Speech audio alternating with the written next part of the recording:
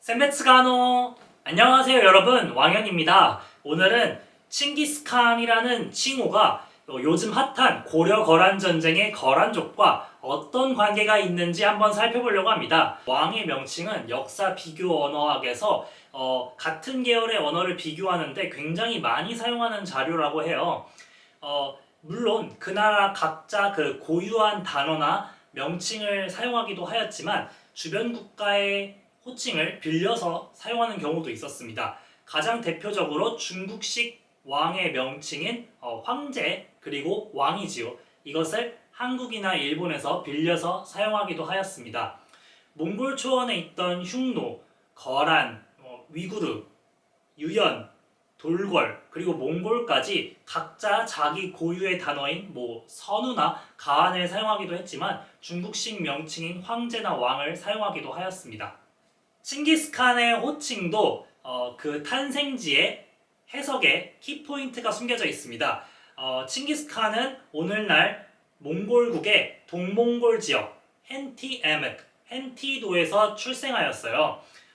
동몽골 지역은 선비족의 후예인 거란이 다스리기도 했던 지역이라서 그 거란어를 이해하면은 몽골어도 이해할 수 있다는 것이지요. 그래서 요즘 거란어가 몽골어의 조상어로 지목이 되고 있습니다. 그래서 요즘 고려 거란 전쟁에서 거란족이 사용하는 언어가 거란어가 아닌 몽골어 발음이 나오고 있는 것이지요. 마찬가지로 한국어에도 지나친 아주 막대한 영향을 줬던 언어가 바로 몽골어입니다. 13, 14세기 원간섭기 시기에 몽골에서 수많은 몽골어가 한국으로 유입되기도 하였죠. 가장 대표적인 예로 양아치, 장사치와처럼 그 끝에 치로 끝나는 단어들은 몽골어의 영향을 받은 단어들이에요. 몽골어에서 치는 마지막에 붙이는 어미로서 직업지칭 어미, 직업을 나타내거든요. 그래서 오늘은 거란과 몽골 그리고 한국이 어떠한 관계로 칭기스칸의 호칭에서 연관성이 나타나나 한번 살펴보도록 하겠습니다. 칭기스칸이라는 명칭이 나타난 자료를 연대순으로 정리할 때 가장 먼저 나오는 것은 1224년의 예순케 비문에서의 칭기스칸이라는 표현입니다. 칭기스 그리고 칸이라는 두 음절로 나누어서 해석을 하는 데에는 학자들 사이에서 이견이 없습니다. 칸은 우선 유목 국가의 군주를 나타내는 명칭인 점에는 모두가 동의를 합니다. 하지만 칭기스라는 명칭에 대해서는 의견이 좀 분분합니다. 여태까지는 보통 라시드 아틴이 쓴 집사라는 자료에서 나오는 그 해석을 바탕으로 칭기스칸의 명칭을 해석을 해왔어요. 그래서 칭기스칸을 왕 중의 왕, 막강하고 위대한 왕이라고 해서 칭기스를 칭이라는 단어의 복수형 또는 강세형으로 보는 것이 대부분이었습니다. 하지만 이것은 좀 다소 자의적이고 억지로 끼워 맞춘 듯한 해석이었습니다.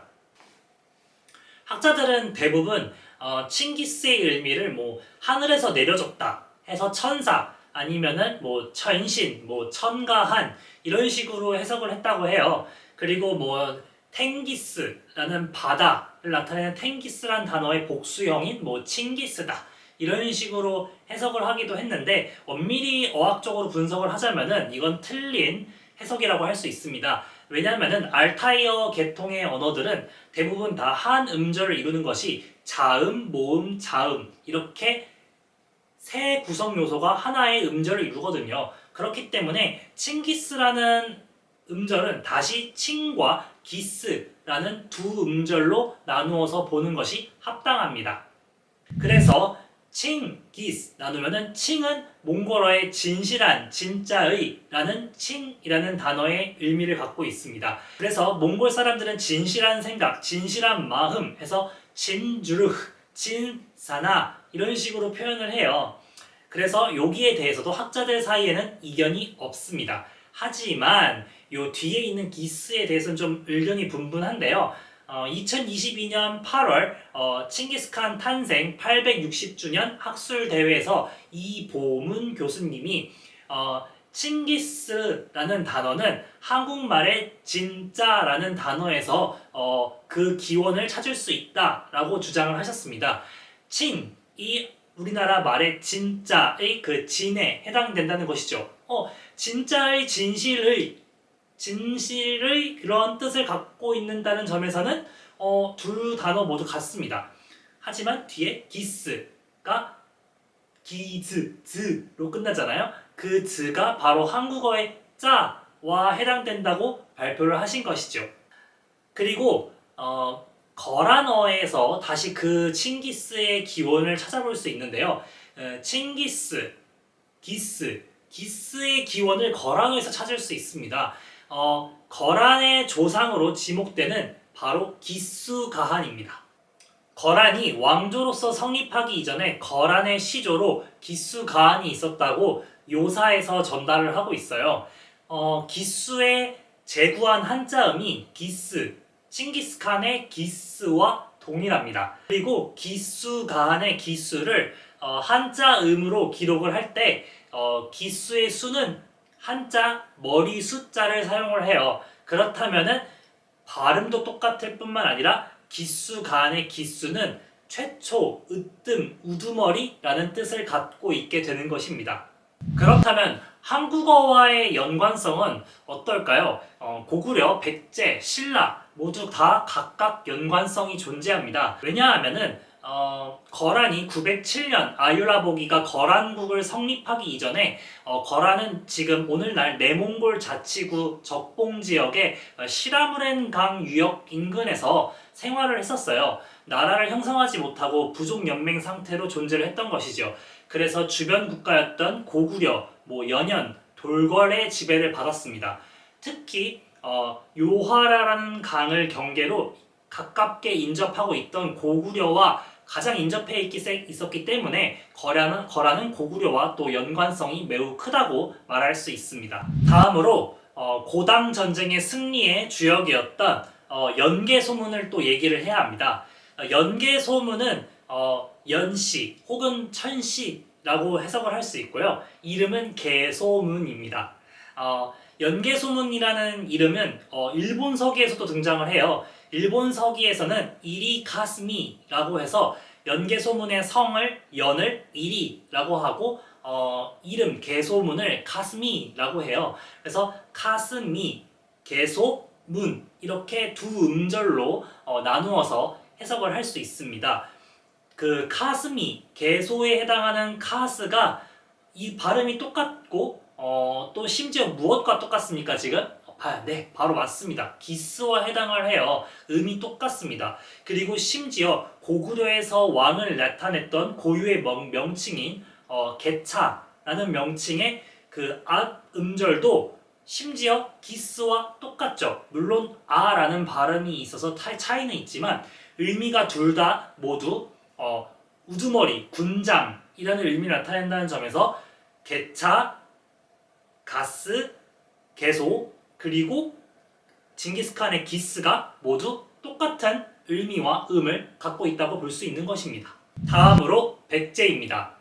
백제에서는 자신들의 왕을 건길지라고 표현을 했다 해요.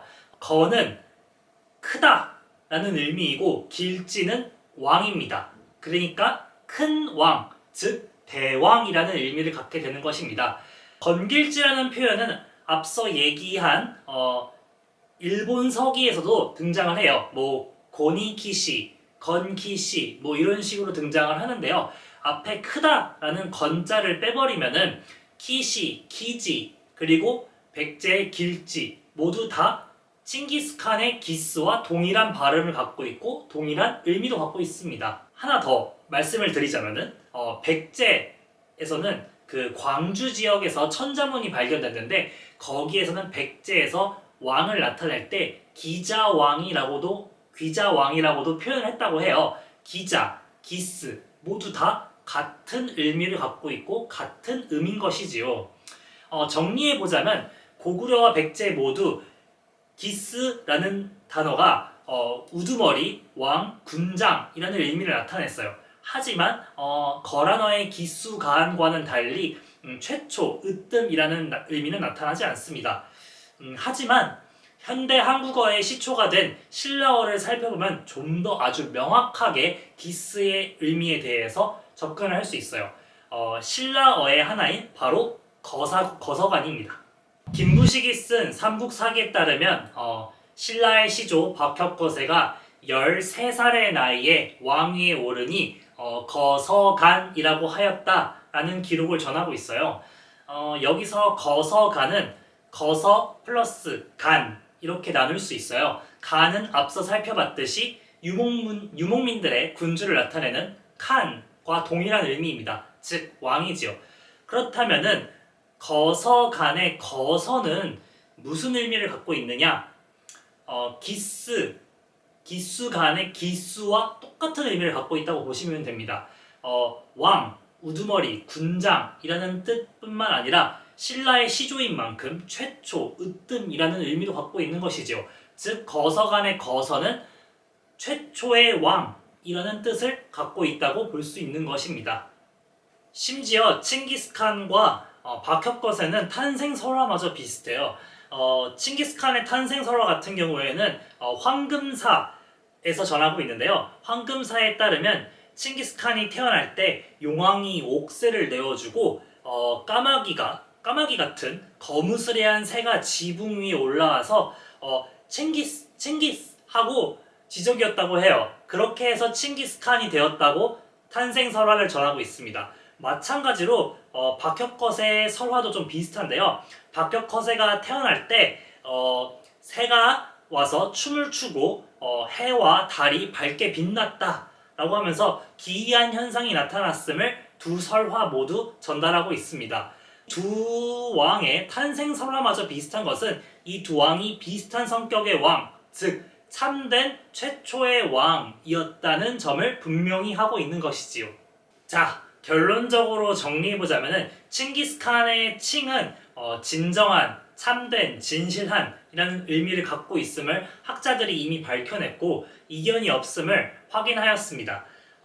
그 다음으로 칭기스칸의 기스가 거란의 기수가한과 연결됨을 확인했고 고구려의 개차, 그리고 연개소문의 개소, 그리고 백제의 건길지의 길지, 그리고 기자, 왕의 기자, 그리고 신라의 거서간의 거서와 연결됨을 확인했습니다.